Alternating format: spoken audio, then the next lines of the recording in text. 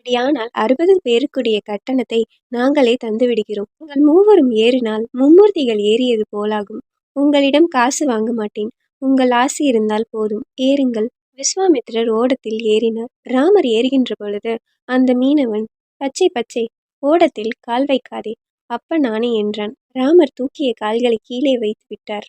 லட்சுமணனுக்கு சீற்றம். இவனை அறைந்துவிட்டு நாமே ஓடம் செலுத்தலாம் என்று எண்ணினான். ராமர், தம்பி, அவன் பரம்பரையாக ஓடம் செலுத்தி கொண்டிருக்கிறான்.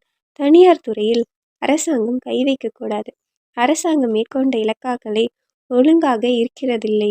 பச்சையாக இருக்கின்ற என்னை பச்சை என்று அழைத்ததால் என்ன? அவனுக்கு சொந்தமான ஓடத்தில் கால் வைக்காதே என்று சொல்ல அவனுக்கு உரிமை உண்டுதானே? அப்பா மீனவனே, நான் ஏன் ஏறக்கூடாது? ஐயா, தங்களை ஏற்றிக்கொள்ள மாட்டேன். சேருகின்ற சின்ன ஐயாவை ஏற்றிக்கொள்வேன்.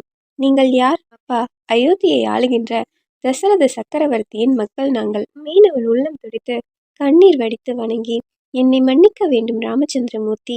தாங்கள் பிறந்த அன்று எங்களுக்கு அன்னமும் ஆடையும் வழங்கினார்கள். அமைச்சர்கள் வந்தார்கள், மிகப்பெரிய வரவேற்பு செய்கிறார்கள். நீங்கள் சக்கரவர்த்தி திருக்குமார். உங்களுக்கு 1 கோடி வணக்கம். தாங்கள் மட்டும் ஓடத்தில் கால் வைக்க வேண்டாம். ஏனப்பா, நான் ஏறக்கூடாதா? ஐயனே, சிறு தூரத்தில் ஒரு கருங்கல் பாறை இருந்தது. நாங்கள் இளமையில் அதில் சறுக்கு பாறை ஆடுவோம். அந்த கல்லில் தங்கள் பாதம் பட்டவுடனே அது பெண்ணாக மாறிவிட்டது. கல்லும் மரமும் இரும்பும் இருக்கின்றன. தாங்கள் கால் வைத்தவுடன் ஓடம் பெண்ணாக மாறிவிடும். நான் வீட்டில் உள்ள பெண்ணை காப்பாற்றுவேனா, இந்த பெண்ணை காப்பாற்றுவேனா? கணவந்தர்கள் இரு தாரத்துடன் அல்லல் படுகிறார்கள். நான் ஏழை. இந்த ஓடத்தை வைத்துதான் ஜீவனம் பண்ணுகிறேன். நாங்கள் கால் வைத்தால் பெண்ணாகாது.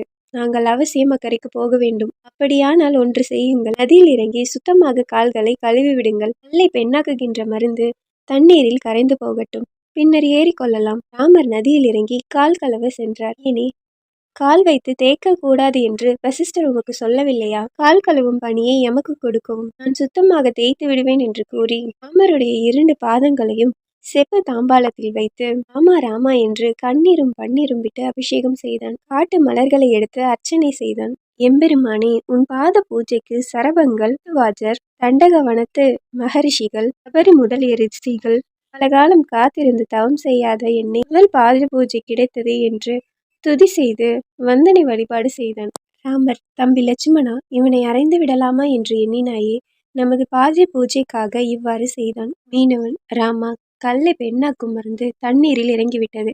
இதை கீழே விட்டால் கீழே இருக்கின்ற கல்லெல்லாம் பெண்ணாகிவிடும். என் மனமாகிய கல் பெண்ணாகட்டும் என்று கூறி ஆசுவாசம் செய்து தலையில் ஊற்றி கொண்டான். மூவரும் ஓடத்தில் ஏறினார்கள்.